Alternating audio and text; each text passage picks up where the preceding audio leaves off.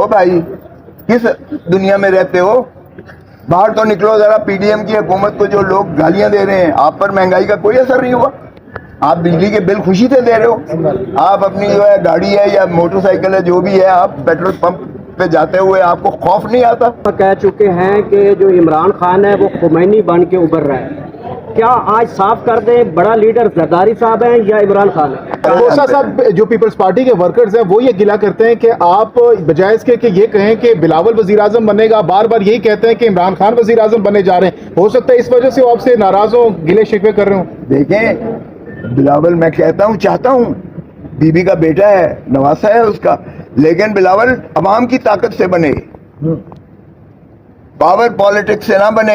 आपकी बुनियादी रुकनियत खत्म कर दी। यार बड़ी छोटी बात पे आ गए। अच्छा खोसा साहब ये बताइएगा, बातें हो रही हैं तो मेरी जाती बात पे। खोसा साहब ये बताइएगा कि अगर इमरान खान दोबारा वजीर आजम बन जाते हैं, हुकूमत आ जाती है, तो क्या आप कोई वजारत लेना पसंद करेंगे, एक्सेप्ट करेंगे? हाँ, सुभान अल्लाह। वजीर से ज्यादा मैं बड़े ओहदों पर रहा हूँ। गवर्नर इनसे बहुत बड़ा ओहदा होता है भाई, मैं ओहदों के लिए नहीं कर रहा। और दूसरी बात ये, इमरान खान वजीर आजम बने ही बने, उसको कोई रोक नहीं सकता है।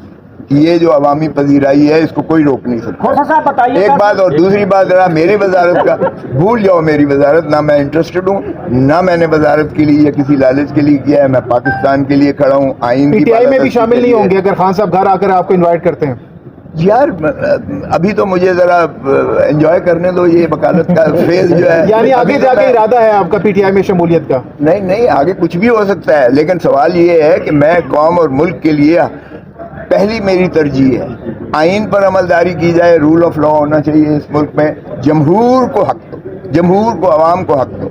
ये अवाम का हक है इस्तेहकाक है, वो किसको वज़ीर आज़म। खोसा साहब पर्सनली सवाल नहीं करेंगे, लेकिन ये जो है ना आपकी पार्टी रुकनियत खत्म की जा रही है, पर्सनली नहीं कर रहा सर। जरदारी साहब खामोश है, आपके ऊपर कुछ कमेंट नहीं करे। बिलावल साहब, तो ये है कि मेरी पार्टी रुकनियत किसी ने खत्म नहीं की है। सेंट्रल एग्जीक्यूटिव कमेटी जो रानी शहीद बेनज़ीर भुट्टो की दी हुई थी, उसको कहते हैं बकौल नैयर बुखारी के मुअत्तल किया गया। ये कुछ भी नहीं कर सकता, ये बीबी की दी हुई जो है।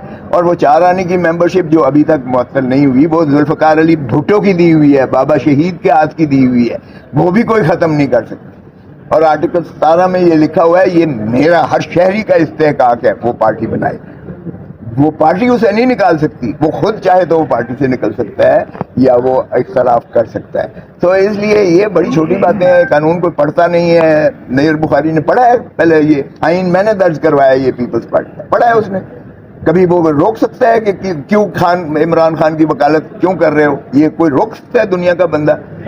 ये इल्ज़ाम लगा सकता है? ये पार्टी देखें, वकील जो है जाहिर है कि उसकी वकालत, अगर वो पार्टी का वकील है तो और बात है। मैं को पार्टी के पे रोल पर हूँ, किसी और को पार्टी ने वकील बनाया होगा। लतीफ़ खोसे को अल्हम्दुलिल्लाह किसी पार्टी ने वकील नहीं बनाया। लेकिन खोसा साहब, जो पीपल्स पार्टी के वर्कर्स हैं वो ये गिला करते हैं कि आप बजाय इसके कि ये कहें कि बिलावल वजीर आजम बनेगा, बार बार यही कहते हैं कि इमरान खान वजीर आजम बने जा रहे हैं। हो सकता है इस वजह से वो आपसे नाराज हो, गिले शिकवे कर रहे हो। देखें, बिलावल मैं कहता हूँ, चाहता हूँ, बीबी का बेटा है, नवासा है उसका, लेकिन बिलावल अवाम की ताकत से बने,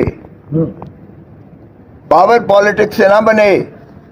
पीपल्स पॉलिटिक्स जो है, भुट्टो ने पीपल्स सैलाब था उसके साथ जो है, बेनजीर भुट्टो अवाम की ताकत से बनी। बिलावल के पास इस वक्त सैलाब नहीं है भाई, इस वक्त पावर पॉलिटिक्स हो रही है।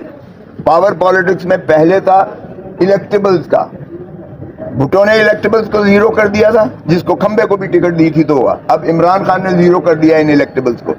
ये जो तरीन की पार्टी है या ये अलीम खान की पार्टी है, इनकी अगर जूते ना मारे लोग, जमानतें ना जब्त हो इनकी, तो जो मर्जी मुझे आप सजा देना।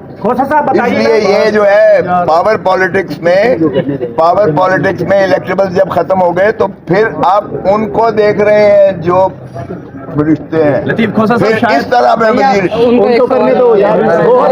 इस तरह किसी के कंधों पर चढ़ के आने पे मैं किसी को वजीर आजम नहीं एक्सेप्ट करता। सर बताइएगा, आप बड़ी दफा कह चुके हैं कि जो इमरान खान है वो खुमैनी बन के उभर रहा है।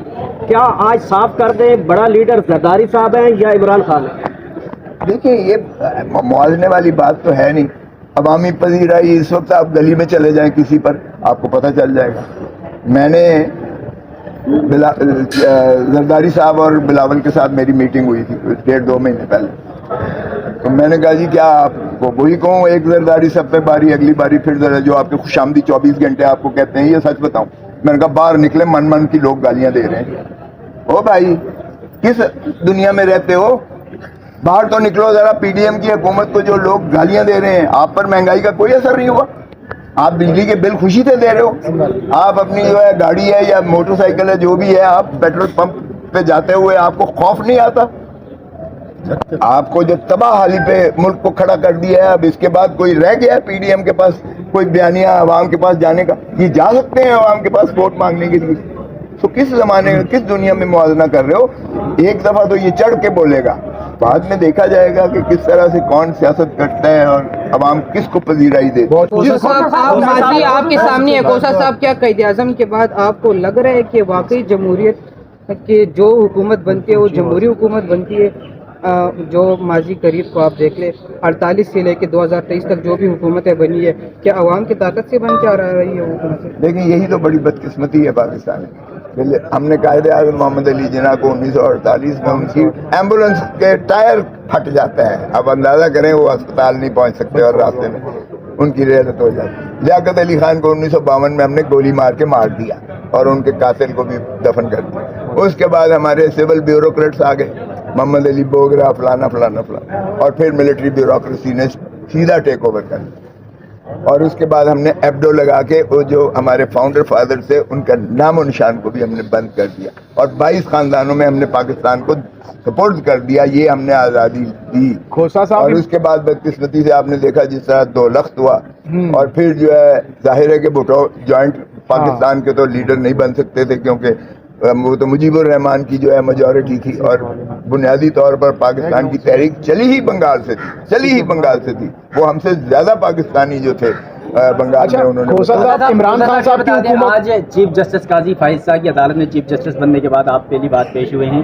2 بڑے مقدمات چل رہے ہیں سپریم کورٹ میں, ایک پریکٹس اینڈ پروسیجر اور دوسرا فیض آباد دھرنا کیس. کیا سمجھتے ہیں فیض آباد دھرنا کیس میں کس کو جو ہے وہ عمل درآمد میں رگڑا جا سکتا ہے؟ لیکن مجھے نہیں پتا, لیکن قاضی فائز عیسیٰ صاحب کی بالکل میں پیش ہوا ہوں. میں نے دیکھا ہے کہ بڑے تحمل اور برداشت سے بہت باری سے وہ مقدمات سن رہے تھے اور بڑی فراخ دلی سے سنے ہیں, فیصلے بھی کیے ہیں انہوں نے. بھلا فیصلہ کسی کے حق میں ہو یا کسی کے خلاف ہو اس سے سروکار نہیں ہے, لیکن انہوں نے عزت اور اس میں تکریم میں کسی کی کوئی یہ نہیں کیا کمی کم از کم. اور جہاں تک تعلق ہے فیصلوں کا, فیض آباد دھرنے کی بات کر رہے ہیں, اس میں ایک نے تو واپس لے لیا اپنا, دوسرا جو ہے اس کو وہ لاپتہ ہے. وہ شیخ رشید صاحب جو ہیں وہ ان کا پتہ نہیں ہے کہ وہ کہاں ہیں. وہ بھی ان کی جانب سے بھی طوالت کی التبا کی درخواست دی گئی ہے. اب ایسے کیس میں آئی بی نے بھی واپس کر دی. اچھا, تو بس آپ پھر سمجھ لیں کہ اس ملک میں کیا ہو رہا ہے اور کون اس ملک کو چلا رہا ہے اور کون اس ملک میں جو ہے حکمرانی کر رہا ہے. اب قاضی فائز عیسیٰ صاحب پابند نہیں ہیں واپس دینے کے. آپ کو یاد ہوگا جب یہ ایکسٹینشن کی باری آئی تھی باجوہ صاحب کی اور آصف سعید کھوسا صاحب چیف جسٹس کے جو ہے منصور علی شاہ صاحب اور وہ سن رہے تھے, اس میں بھی جس نے پٹیشن کی تھی اس نے واپسی کی درخواست کی تھی, لیکن اس وقت کے چیف جسٹس نے وہ درخواست مسترد کر دی تھی. انہوں نے کہا یہ پبلک امپورٹنس کا ایشو ہے, ہم اس کو واپس نہیں ہونے دیں گے, اور 184(3) میں سو موٹو لے لیا گیا تھا. تو اس میں بھی اس میں پابند نہیں ہے قاضی صاحب واپسی دینے کے. اب دیکھتے ہیں کل کیا کرتے ہیں یہ کس طرح. کھوسا صاحب یہ سویلین کا جو ملٹری کورٹس میں ٹرائل کا جو کیس ہے سپریم کورٹ میں, آپ کیا سمجھتے ہیں کہ یہ کب تک لگے گا اس میں اور کب تک؟ دیکھیں یہ تو مجھے کوئی ایسا اس میں وہ دوسری رائے اور شائبہ بھی نہیں ہے. قاضی فائز عیسیٰ صاحب کمیٹڈ ہیں اس میں. انہوں نے 2015 میں جو فیصلہ دیا تھا انہوں نے آئینی ترامیم بھی اڑا دی تھی کہ جو سویلینز کا ٹرائل ملٹری کورٹس میں نہیں کیا جا سکتا, آئین کی ترمیم سے بھی نہیں کیا جا سکتا. اچھا کھوسا صاحب یہ بتائیے گا کہ اگر عمران خان, یہ میں تو کہتا ہوں کہ لگا دیں جتنی جلدی لگائیں, وگرنہ وہ اسٹے ہوا ہے آلریڈی, اور وہ بیچارے 102 لوگ جو ہیں وہ قسم پرسی